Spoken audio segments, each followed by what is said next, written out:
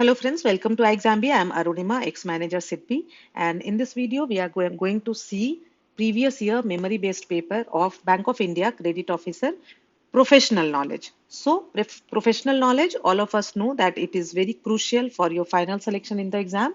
सबसे ज़्यादा weightage professional knowledge को ही है.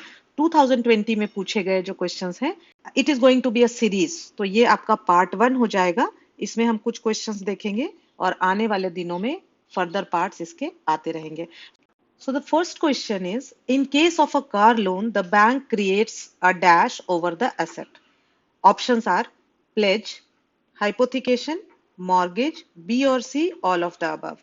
So let us quickly try to understand pledge. Pledge क्या है, hypothecation क्या है और mortgage क्या है.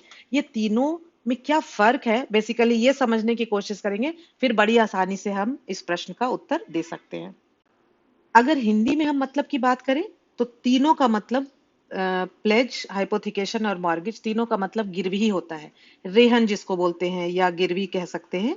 आपने सुना ही होगा कि पुराने जमाने में भी जब महाजन कुछ कर्ज देते थे तो वो गिरवी में कुछ सामान रखते थे, जेवर रखते थे या जमीन रखते थे.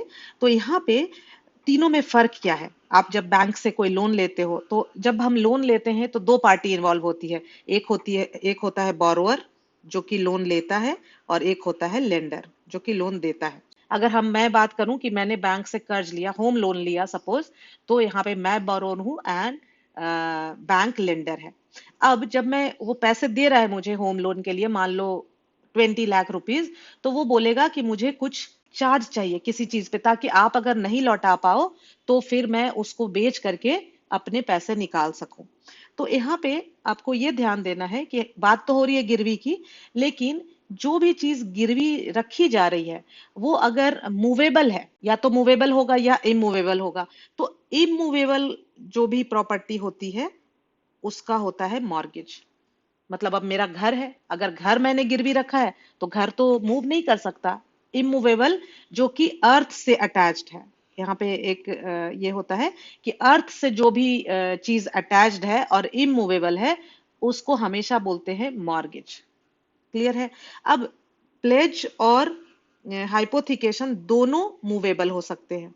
सो मूवेबल और इमूवेबल में हमें एक क्राइटेरिया पता चल गया कि मॉर्गेज होगा इमूवेबल जो कि अर्थ से अटैच्ड है, जिसमें कि हमारा घर हो सकता है, कोई ऐसा मशीन हो सकती है, लैंड हो सकता है. मशीन, ऐसी मशीन जो कि जमीन से अटैच्ड है. ठीक है. अब मूवेबल में क्या हो सकता है. मूवेबल में हमारा शेयर सर्टिफिकेट हो सकता है, हमारा गोल्ड हो सकता है, हम गोल्ड के अगेंस्ट भी लोन लेते हैं, या फिर हमारा व्हीकल हो सकता है. ठीक है. तो अब दोनों में फर्क क्या है कि जब व्हीकल हम लोन लेते हैं और व्हीकल को हम गिरवी रखते हैं तो व्हीकल हमारे पास ही रहता है. आपने देखा होगा कई बार बस के पीछे या ऑटो के पीछे आप जाते हो तो लिखा होता है hypothecated to State Bank of India. तो जो व्हीकल होता है उसको जब हम गिरवी रखते हैं तो जो पोजीशन होता है वो बोरोअर के पास रहता है ना. क्योंकि मैंने मान लो कार लोन लिया तो कार तो मैं घर ले आती हूँ ना, कार तो मैं बैंक में नहीं छोड़ती, लेकिन वो हाइपोथिकेटेड रहता है बैंक को. जबकि जहां पे मूवेबल एसेट है लेकिन वो मतलब लेंडर के पास रह जाएगा, पोजीशन लेंडर के पास जब रहेगा, अगर हम पोजीशन की बात करते हैं, पोजीशन लेंडर के पास है तो प्लेज, पोजीशन बोरोअर के पास है तो हाइपोथिकेशन, और दोनों मूवेबल. इमूवेबल में भी पोजीशन बोरोअर के पास रहेगा. ठीक है. मेरे ख्याल से ये क्लियर हुआ होगा कि सबसे पहले हम देखेंगे कि जो चीज रखी जा रही है गिरवी वो मूवेबल है कि इमूवेबल. अगर इमूवेबल है, अटैच टू अर्थ, तो मॉर्गेज होगा. मूवेबल है तो हाइपोथिकेट भी हो सकता है, प्लेज भी हो सकता है. अब कैसे पता चलेगा कि कौन सा मूवेबल हाइपोथिकेट होगा और कौन सा मूवेबल प्लेज होगा.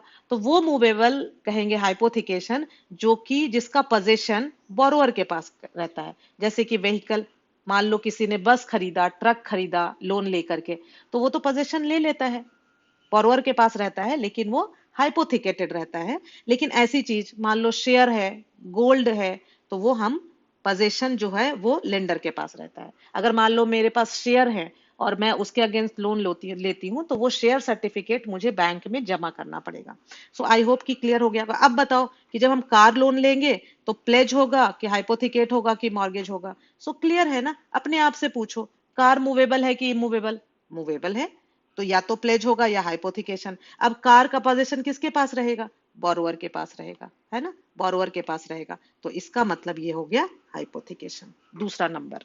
सो अक्सर प्रोफेशनल नॉलेज में इस तरह के क्वेश्चन पूछे जाते हैं, तो आप जरूर इसको ध्यान कर लो। आई होप कि ये क्लियर हो गया होगा। Next question.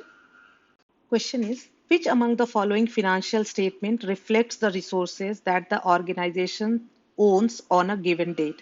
So here, अगर आप कुछ आपको नहीं भी बहुत पता है, लेकिन ये ऑन अ गिवन डेट से क्लू मिल सकता है। एक्चुअली आपके ऑप्शन है balance sheet, fund flow statements, cash flow statements and income statement. अब एक एक करके सबके बारे में क्विकली समझने की कोशिश करते हैं और फिर आंसर करेंगे। बैलेंस शीट क्या होती है? बैलेंस शीट हमेशा एज ऑन डेट होती है। किसी एक दिन के किसी पर्टिकुलर डेट को क्या लायबिलिटी और एसेट्स थे किसी कंपनी के, उसका ये लेखा जोखा होता है बैलेंस शीट। तो आप देखोगे ध्यान से कि बैलेंस शीट हमेशा होगा एज ऑन डेट, कोई भी एक डेट होगी। जबकि जो प्रॉफिट एंड लॉस अकाउंट होता है, जो इनकम एक्सपेंडिचर स्टेटमेंट होता है, वो पूरे एक पीरियड का होता है, पूरे साल का होगा, या एक गिवन पीरियड का होगा, जनवरी से लेके अप्रैल तक, या फिर एक पूरे फाइनेंशियल ईयर का होगा। तो एक तो ये फर्क हो गया कि बैलेंस शीट एक पर्टिकुलर डेट की होती है, और जो प्रॉफिट एंड लॉस अकाउंट होता है वो एक ड्यूरेशन का होता है।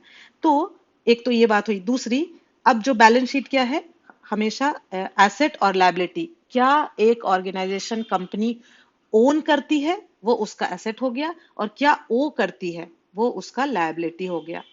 ओन और ओ, इससे आपको पकड़ना है कि किसी एक पर्टिकुलर टाइम पे कोई कंपनी क्या ओन करती है वो उसका एसेट हो गया, और क्या ओ करती है वो लायबिलिटी हो गया, और ये एसेट और लायबिलिटी हमेशा बराबर होगा। अब देखो, अगर हम देखें तो एसेट क्या होगा किसी कंपनी का?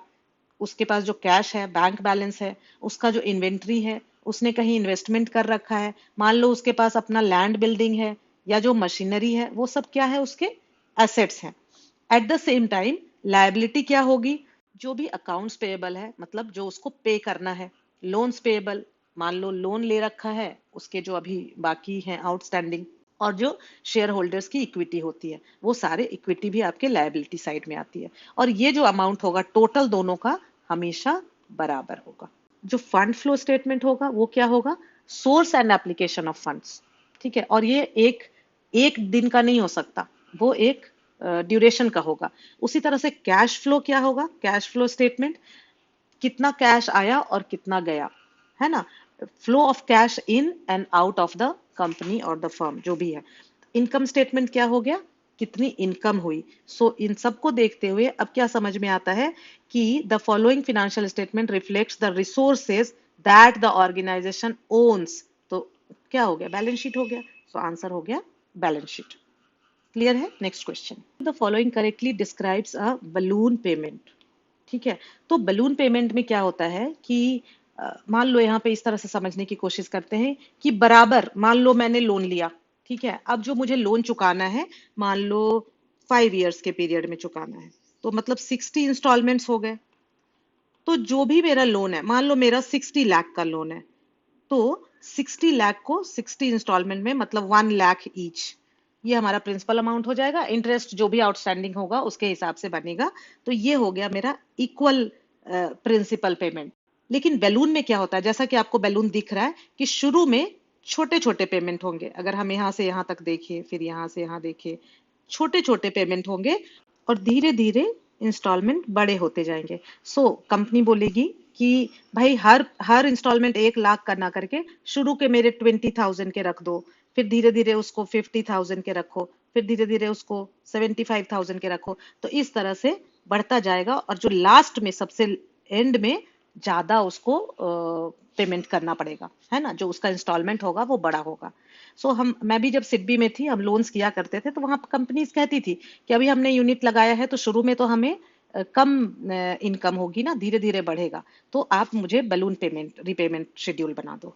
ठीक है, अब ये बात आपको समझ में आ गई। अब देखो, a promise of payment not necessarily executed at that time. A payment with inflated interest due to late payment, इसकी तो बात ही नहीं है. A large payment due at the end of the loan. A small payment made out of the total inflated debt. तो इस सी हो गया ना, क्योंकि यही सूट कर रहा है कि जब हम शुरू में छोटे छोटे देंगे तो लास्ट वाला तो हमारा बड़ा बड़ा रिपेमेंट हो जाएगा. So C. Next question. RCB limited has to maintain a current ratio of 2. So कहता है करेंट रेशियो इसको 2 रखना है as per the loan covenant. As the year approaches ending, its current assets are rupees 20 lakh. Okay, 1 lakh in cash, 9 lakh in accounts receivable and 10 lakh in inventory. So इसका total जो current asset है वो 20 लाख का है, जिसमें कि cash 1 lakh है, 9 lakh accounts है और 10 लाख इन्वेंट्री है. And current liabilities are 10 lakh 80,000. What is the current ratio of the firm at present? So बहुत सिंपल, अगर सिर्फ आपको करंट रेशियो का फॉर्मूला पता है, current asset upon current liability, तो करंट एसेट कितना है 20 lakhs और करंट लायबिलिटी कितना है, बस इसको आप कर देंगे solve. So 4 zeros 4 zeros 200 upon 108, somewhere it will be 1.85 if you calculate. अब यहीं पे अगर ये बोलते क्विक रेशियो, तो क्विक रेशियो जो होता है इसमें बिल्कुल ही जो इमीडिएट हमारे पास कैश उपलब्ध है, जिसको हम तुरंत कैश में कन्वर्ट कर सकते हैं, सो इसमें हमारा कैश और अकाउंट्स रिसीवेबल आ जाएगा, लेकिन इन्वेंट्री नहीं आएगा, क्योंकि इन्वेंट्री तो अभी सेल करने में टाइम लगेगा और उससे हमें कैश कन्वर्ट होने में. सो क्विक रेशियो में सिर्फ 9 + 1 10 आएगा. सो 10 लाख अपॉन 10 लाख 80,000. सो ये 1 से भी कम हो जाएगा यहाँ पे क्विक रेशियो, लगभग 0.92.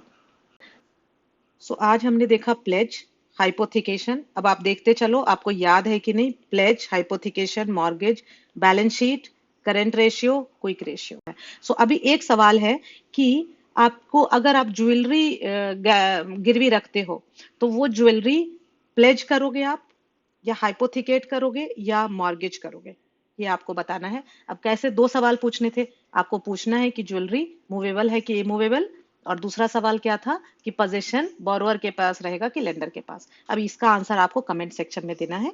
सो बाकी क्वेश्चंस के साथ हम फिर से मिलते हैं. Stay tuned. I hope this video helps. If you want guidance for this exam, you can enroll for iExamB's courses for Bank of India Credit Officer. So here, for any further information, you can call at 920-55-24028, or you can write to hello@iexamb.com. So thank you friends. Thanks for watching.